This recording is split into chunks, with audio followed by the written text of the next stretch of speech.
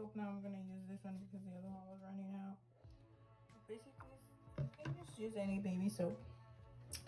I like to use baby soap because it's a little bit more gentle than other soaps. They also sell soaps just for the brushes.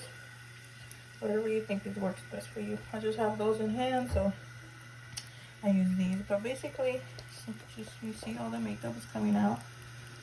Just pulling little circles up and down. Get it wet. And you can see the makeup. I like to keep going until the bubbles are coming out white. Does that sound familiar? Okay. Your brush has no more makeup. See, you can see it's already a whole different color. On the other hand, to show you guys, it's taking a little bit longer, but you can see the brush already clean. So you need to keep going, right?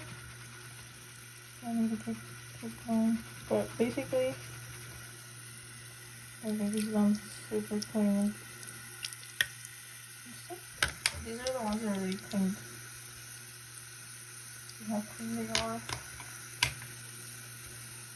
Anyway, this is the clean. I put them in a paper towel to dry. Here are the big ones. And you can tell I put them separate because since these are bigger, they take longer to dry. But they're clean. Hopefully this helps some of you clean your brushes. It's easy and cheap. You can also find baby soap at the dollar store. It's just smaller size. Hopefully this helps. Bye guys. Thanks for watching.